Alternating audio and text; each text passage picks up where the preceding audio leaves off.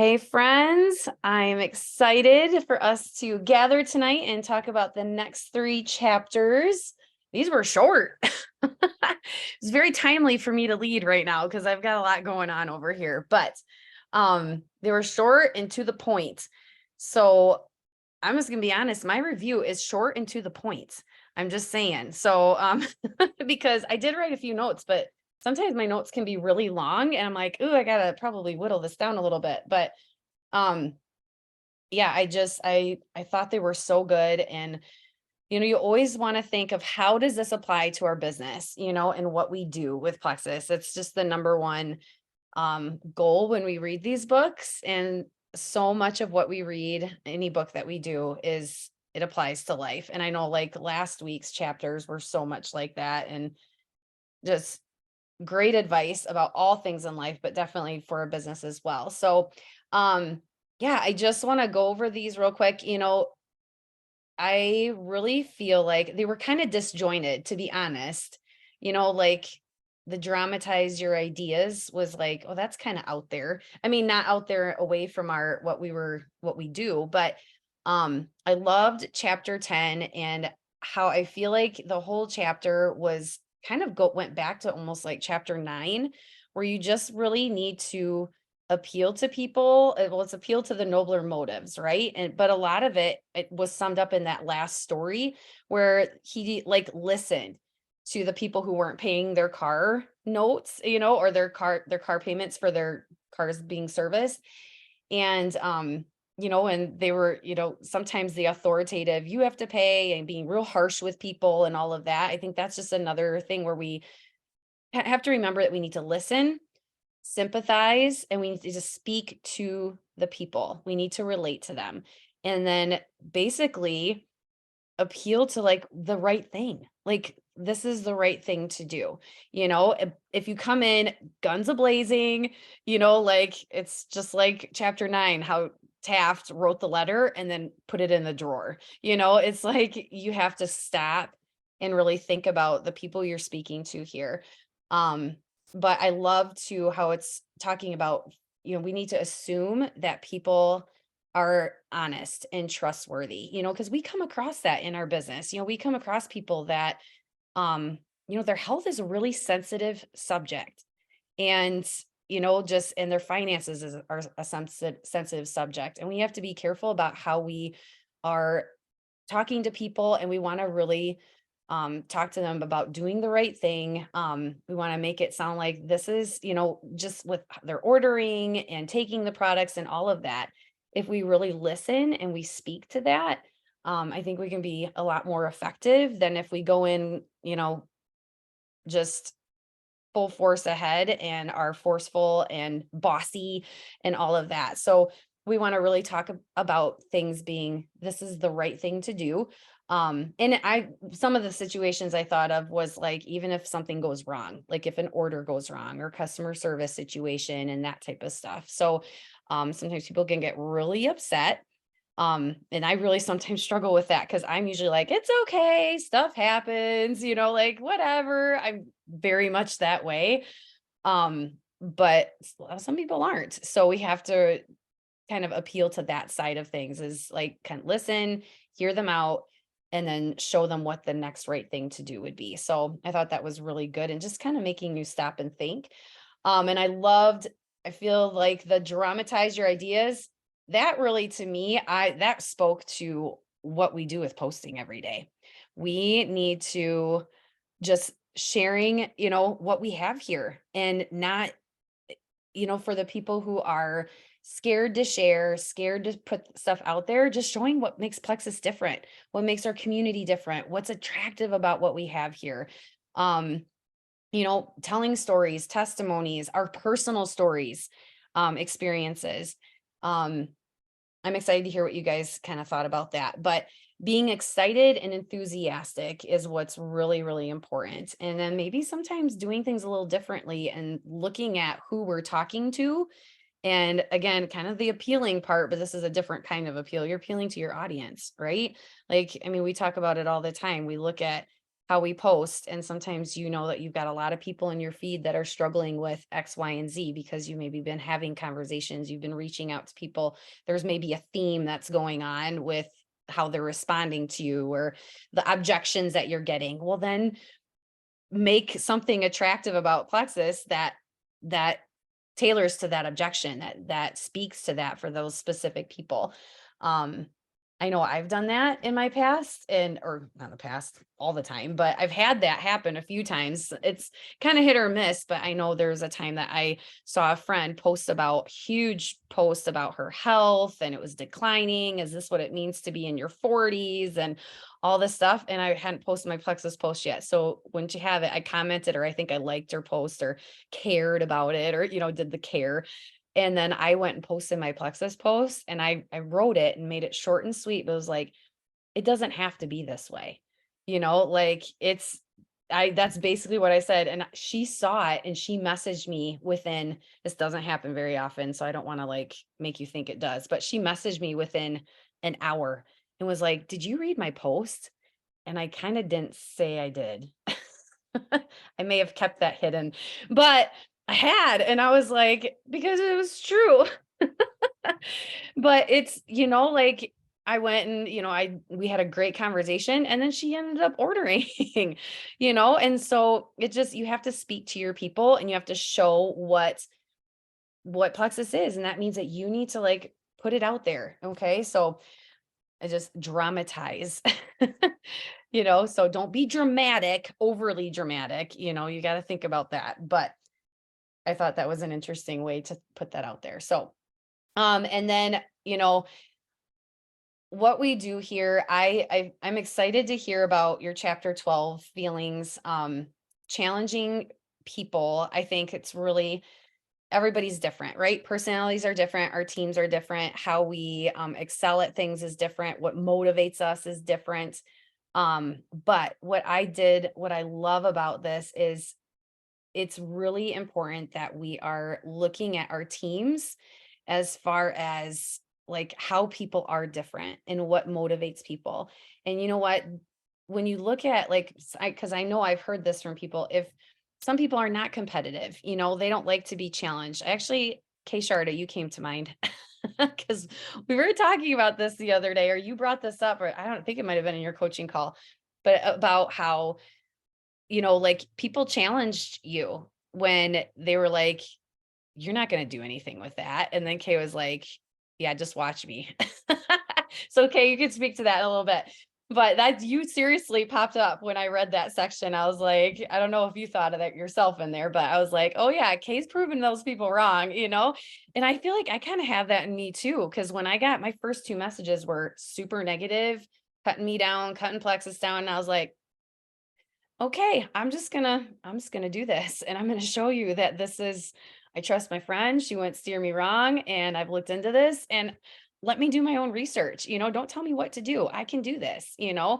But so anyway, so I just thought that was kind of the competitiveness that I get that pushes me and drives me. But I think that chapter talks more about how, to compete, like some maybe I don't know, like how the night shift and the day shift were competing and stuff. I thought that was kind of cool.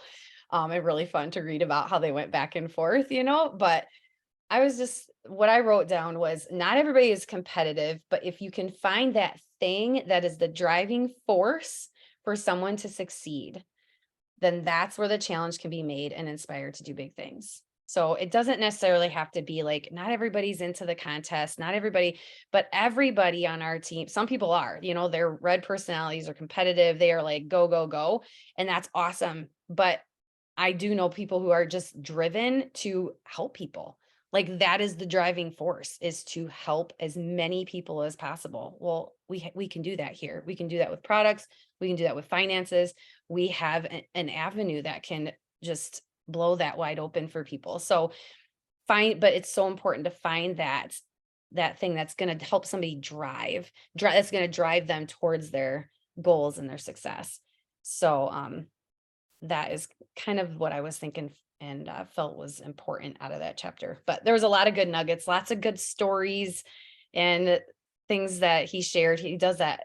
Every chapter is so interesting because of that fact. I love how he just has so many stories. So would love to hear your thoughts, everybody. Please unmute yourself and share. All right, I'll share since you brought my name up. I'm driving, so I'm not going to look at you. But in the dramatized chapter, I actually thought of two posts that were out there when I first started.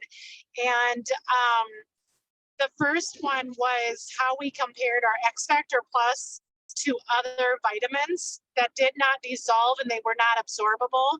So one was like a pressed tablet vitamin, and then ours and maybe like a gel type of a vitamin, and it was like melting or whatever you want to say in a glass of water. And so to me, the dramatize was like visualize it or play it out so it makes sense to people. And I remember also, because I had tried a lot of probiotics prior to Plexus, and so I literally took the pudding cups, the Hunt's chocolate pudding cups, and I opened up my old Probio 5, my old probiotic, or Probio 5, and then I think I had like a liquid probiotic in the refrigerator yet, and left my pudding in the cupboard, the pantry overnight, and then I tipped them over, and our Probio 5 made it so runny because it broke down because of the enzymes in there. So I had visualized it and dramatized it. So that was one thing that I wanted to share, just how it applies to our business, like you said at the beginning. But then I also want to say with the competitive chapter, since you brought it up, I did not think about that comment, but yes, we did talk about that. I did think about one time that you had a contest between me and two other people that are still on your team, prior to a convention, and I never met these women. I know who they are too. You know who they are too. And you said whoever gets the most joins. I don't even know what the reward was, but I was going to win. And I kind of held my last join to a secret because it's what made me win the prize, whatever the prize was. So yeah, I don't know if you knew what you were doing, but it worked. I love it. Yeah, that's awesome. Yep, I do remember doing those contests for sure. Well, and anything, I mean, Plexus does those for us too. They give us rewards, for our joins. It's like the cherry on top. They never used to bless us with those things, and now we get those fun gifts all the time. It's just awesome. But yeah, we did do contests like that. I love it. I don't do those very often. Maybe we need to do those again. I love that, the dramatization. I thought of those too, Kay. Like literally showing and comparing, and even the graphics that show side by side, ingredient lists of like when Hydrate came out and like Liquid IV, it was so popular, and Gatorade and all those hydration drinks, that everybody was so into. Like the Prime, the Prime drink is too kind of a big one right now, but it has sucralose in it, right? And so just comparing our products to other ones that are out there on the market. Those are effective. I've done that before. It just even brought up sucralose, like check your labels if you have sucralose in your label. And I've gotten messages like, maybe I need to look into what you guys have, or, so. There was a couple sentences in in chapter 10 that really stuck out to me. On my book, it's on 177, but it's right after they were talking, or right before they were talking about the autumn, like people refusing to pay for the automobiles. And it says, nothing will work in all cases, and nothing will work with all people. If you are satisfied with the results you are getting now, why change? If you are not satisfied, why not experiment? So that made me think of, like we do the like our retention plan. Like we follow up with people, we keep them going, we check in with them, checking them. a lot of people, or most people, will communicate with us, check in, because we, set that up at the beginning. But we also have those people that, don't check in. They don't talk to us. We still do the things, we still do what we have to do. But I have a few right now that like I'm getting a lot of crickets from them, and I'm trying to like just do different things to like communicate with them. And I have to remind myself, like, I think they're probably busy. Like, if I'm hoping, praying that if something's wrong, they'll come to me and talk about it. But trying different things, like right now, I'm not satisfied with how I'm not getting, results. So I'm trying different things. I'm trying to do voice messages. Some of them I do have their numbers, so I've been texting them, just doing different things. And also like not being satisfied if you're not getting any joins. So switching posting up. Like I was one that I posted 3 times a day, every day. And so I've backed off a little bit on the posting, but more in my stories and commenting in people's stories, like just experimenting, seeing if I can get more that way. Like I will say, I was talking to Geraldine on my coaching call. It's a kind of little uneasy changing things though, because I've done that for so long that like I said at the end of the day, I was like, I'm forgetting something. I'm supposed to be posting more. Like I'm forgetting something, but I'm like, no, it's okay. We're trying this out for a couple weeks. We're going to see how it goes, and just kind of, but that, like, to me, that was like, why not experiment? Nothing's happening. Obviously something needs to change. So that, let's say that one stuck out to me. It was like, okay, I can experiment and it's okay. We can do this. I love that, Rochelle. And a lot of times it's about pushing ourselves out of that comfort zone or doing something, like you said, out of our normal routine. And sometimes what holds us back is a fear. Like, what fear do we have that keeps us from doing that next thing?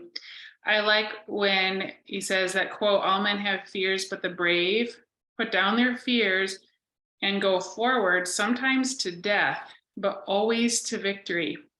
And it makes me think of, I'm such an analogy person, just carrying something heavy and cumbersome. And it's a fear that we've been carrying around, and putting it down so that we can step over it and move forward. And sometimes we may step over and trip, like you said, sometimes to the death. We might trip, we might fail, but we're failing forward and we're conquering that fear. Therefore, it's a victory. And that's probably like the one thing that is keeping us where we're at, is just not being willing to step over that fear, that one thing that we need to do to push ourselves, beyond our comfortable little zone that we like to stay in, So I love that quote. Well, Shelley stole my quote. I'm sorry. Thanks, Shell. No, I'm gonna, that was really good. And I'm gonna expand on that because it is such a huge part of what we do, is that word, and how big of a deal that word is, and how it can hold us back so much from discovering or becoming or seeing what God has planned for us, because fear is not from him. And so when you think about it that way, we shouldn't be feeling any fear at all, when in this or doing this. And so I love that quote. And I actually had lunch with a friend this week, and we got deep into what was scary and what was afraid, what she was afraid of, and what held her back. And, you start dissecting that with your people, and it's going to come out. Ask questions about that. Why are you afraid? Well, they're going to say no. Well, why are you afraid if they're going to say no? What does that mean? And talking about that. And a lot of it sometimes is rejection, and that's okay. But I want to encourage you guys, when you're talking to your people on coaching calls or whatever, or looking inwardly at yourselves, at fear, what is it that's holding you back from sending that message, or from, talking to people about, or whatever that looks like in your business? Because fear is not, it shouldn't be like rejection and fear. It shouldn't be a scary thing, right? I love what he wrote right after that. What greater challenge can be offered than the opportunity to overcome those fears? Like, I could overcome this. That is a huge stepping stone in people's lives to overcome a fear like that. And what a greater challenge that, he's given us to do that. And so I just want to encourage you guys, kind of piggybacking off exactly what Shell said, is just to dig deep a little bit. Think about what your fears are. Think about what's holding you back and why, and start digging into that, because there's some greatness waiting out there for all of us. I was just going to say, it will set you free. Literally, there's greatness as waiting there for us, and it will totally set you free.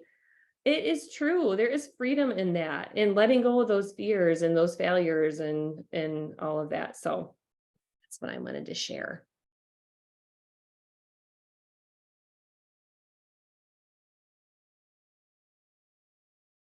So good.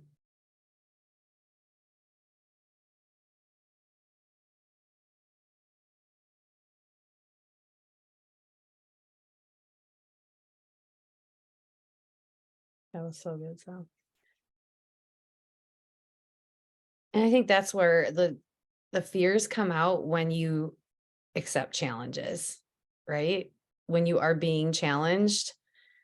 I mean, anytime you do any kind of challenge, if you buy into that and you go for it, you have to overcome fears.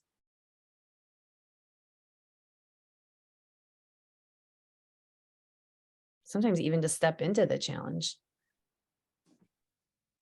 I know I just wrote this in the chat, but the word growth keeps coming to mind. Like everything we're reading about, everything we do in this business and is always about moving forward and growing.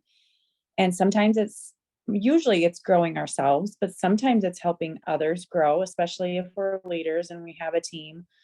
But before we can do that, we have to grow ourselves. Sometimes it's growing our customers, like just even product users. And sometimes it's even just the influence we have on people around us that are not taking the products, our family and our friends. Some of you guys that are closer to us know we were involved and still are in a situation this past winter with a friend that is going through a really big thing in life. And when he was sitting around our table with Phil and it reminded me of a coaching call. Like I was just asking these questions and digging deep. And he was like, just shocked. He was like, are you coming up with these questions? And like, he was crying. And I'm like, this is what we do. Let's figure this out. We can fix this. We've just got to, dig deep, find the cause. And so, I don't know where I'm going with this, but basically I feel like we don't want to stay stagnant. We want to grow. And even people that decide to do the business and have only been here such a short time, they feel that already. They say that's why this community and this culture is so different, is because they're growing. And we don't realize that we're stagnant for most of our life, just doing the day in and day out, next thing, until we start growing and we're like, wait a minute, what was I doing all those years? So, all these chapters of, these little like sub ideas, appealing to the nobler motives and dramatizing your ideas and, challenges, those are all just little tiny tidbits of how we can grow.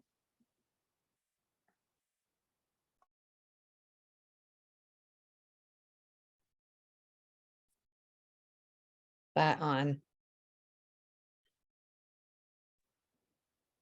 I'm gonna kind of bounce off of Janelle here a little bit and how I would agree with the stagnant part as being kind of a newer,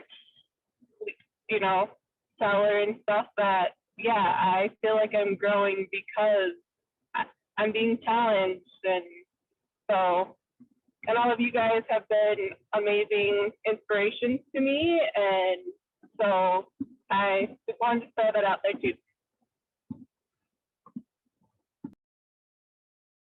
Shauna, that is awesome. So proud of you. Proud of you for saying it. Like, but you know, there's a desire. I think you see that, and that comes from having an awesome sponsor or upline, however you want to look at it, you know, that Janelle just really has grown herself. And that's a true testament, you guys, because Janelle, I know like you would say at the start of your journey, you didn't have that kind of belief in yourself to like do any of this. And we know your story, you know, but at the same time, you know, so that just shows the growth that Janelle's done in her own life and herself and what she's pushed through in order to build that confidence in herself so that she can show that confidence and just exudes from her that now, you know, like, and she, you know, because Janelle, you've done that growth and continue to grow, then you can pass that on to other people, you know? And so Shauna's experiencing that, you know, and that's what we can, that's powerful, you guys, that's huge, you know, like, it's just, oh, it's so powerful. And that's why we always say here too, like we have a personal growth, how's the phrase go with like the compensation plan or something? It's like, it's all what this is about. So much of what we do here is there's so many facets to it, but the growth and the challenges and dreaming bigger and, you know, putting ourselves out there, it trickles into every area of our life. And think about how that can affect like your kids, your husband, your family members, parents, siblings, friends. It's huge. It's huge. I know I can share personal stories of how I've grown too, and just what I've learned through what we've done and how I've given advice to family members in really hard times as well. And it's because of what we learn here and the ways that we've stretched ourselves and the books we read and the things that we've had to say yes to that were hard and that we stepped into it and we didn't die. We did the hard things and it was okay. And then it wasn't hard anymore. And we crushed the fears and it's just a really huge thing. Aw, Janelle, you made it easy.